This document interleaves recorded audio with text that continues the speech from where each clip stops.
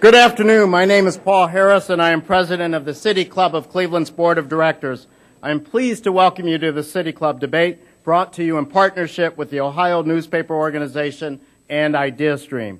Today's debate is being broadcast live on WVIZ TV and 90.3 WCPN and made available statewide. We welcome viewers from across Ohio. Karen Kassler is the Bureau Chief of Ohio Public Radio and Television State House News Bureau and moderator for today's debate. Karen? Thanks very much, Paul. And on behalf of the debate organizers, I would like to welcome both candidates, Lee Fisher and Rob Portman.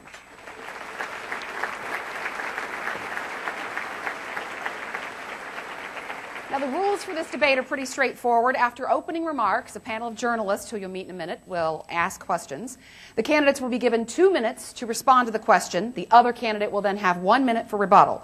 Audience members were invited to write down a question they would like me to ask, and I've chosen several and will read them as time permits. And one request of our audience members who are here today, please refrain from making any loud comments or reactions and kindly hold your applause until the end of the debate. So we begin now with opening remarks. Each candidate has 2 minutes here. A coin toss earlier today determined the order, and Mr. Fisher, you are first. I want to thank the City Club and all of you being here today, and you'll probably notice already that I have lost my voice. But it's nothing compared to the people that I've met throughout this state whose voices can't be heard and have been muted by this national recession. A man in Wilmington went up to me one day and said, "You know, it reminds me of that movie, Howard Beale. Remember, it was called Network?" He said, "I feel like that guy who said everyone's out of work, shops are closing down. I'm afraid that I can't keep my job." And Howard Beale said to him, "You need to be mad. You're a human being, goddammit. You have value. So I want you to get up and walk over to that window. Put your head out that window and yell as loud as you can, 'I'm mad as hell, and I won't take it anymore.'" Too many of us who consider ourselves progressive or moderate or reasonable or fair-minded are too nice.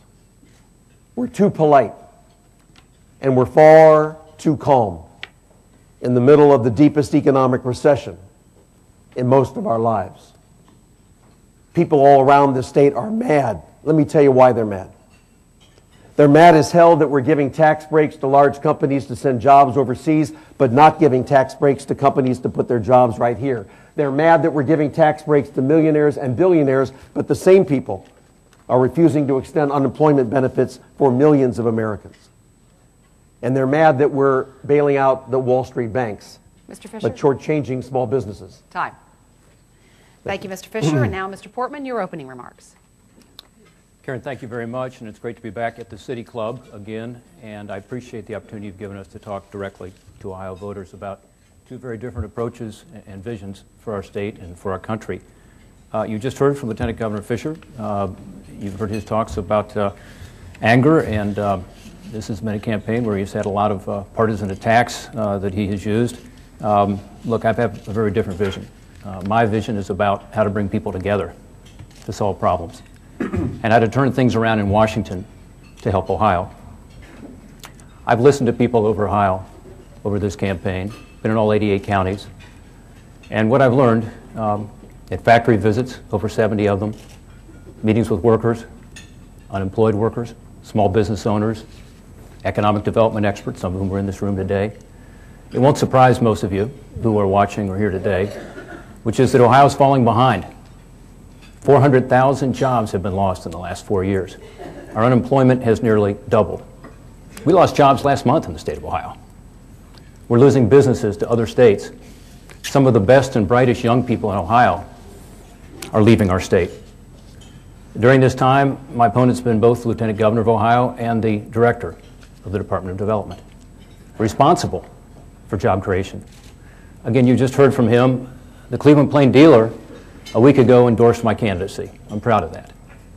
When they did so, they said that Lieutenant Governor Fisher has been sticking to the party line, clinging to the party line, they said.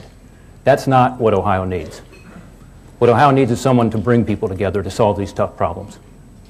We need to focus on the issues that matter to Ohioans.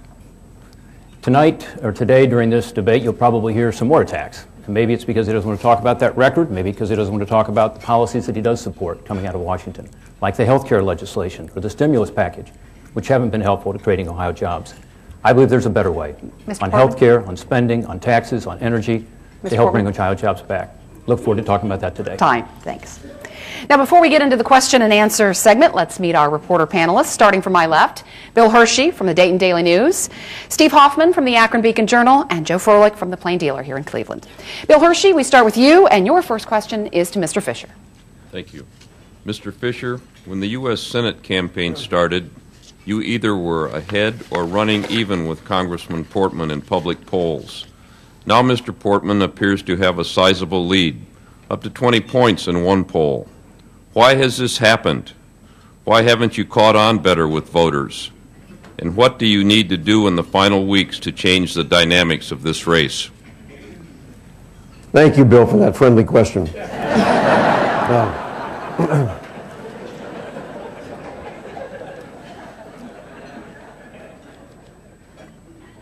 Congressman Portman is ahead in the polls for one reason, and one reason only.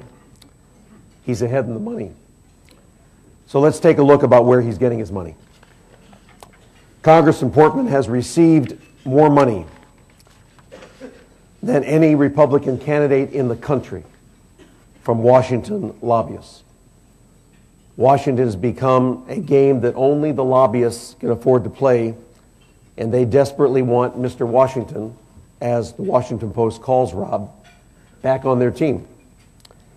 Congressman Portman is the #1 recipient of all candidates in the country, from those who run the insurance industry. They can't wait for him to repeal health care reform so the insurance companies are now back in charge of our health care decisions. And Congressman Portman is #2. Don't worry, he'll get there. He's #2 in money from Wall Street banks. But because he will be one of those leading the fight to repeal Wall Street reform, I have no doubt he'll be #1. So we have to make a decision. Does this seat belong to you, or does it belong to the U.S. Chamber of Commerce and the foreign corporations who contribute to them, all of whom are spending thousands and hundreds of thousands of dollars on behalf of Congressman Portman? Does it belong to Wall Street or the insurance industry? I don't think so. It belongs to you, and more importantly, it belongs to those men and women I see every single day who work hard, play by the rules, want to be treated fairly. That's why we'll win. It's because I believe, in the end, when people are mad, they also know who to be mad at. And they need to be mad at those people who have spent 20 years in Washington, had their chance, and did nothing. Mr. Portman, you have 1 minute for response. Thank you. Bill, look, I think the reason there's been a shift in the polls is because we're talking about jobs. And you've seen it already today. I'm going to be talking about how to turn Ohio around, how to bring people together to solve problems, how to deal with the health care legislation that Lieutenant Governor Fisher not only strongly supported, but thought it didn't go far enough because he believed that it should have had a bigger government role, a public option. Talk to small business owners, as I did yesterday here in Cleveland at a small business roundtable. They will tell you, as one told me, I feel like the rug's been pulled out from under me, he said. The premium we're being asked to pay this year is over 26%. And it's higher than last year because of the health care legislation. Did nothing to get costs down, only increased costs. Look, I'm very proud of the support that I've received all around the state. We have over 22,000 donors, many of whom have given $5, $25, $50. I don't think any campaign statewide has ever had that many donors, over 80% of whom, by the way, are Ohioans.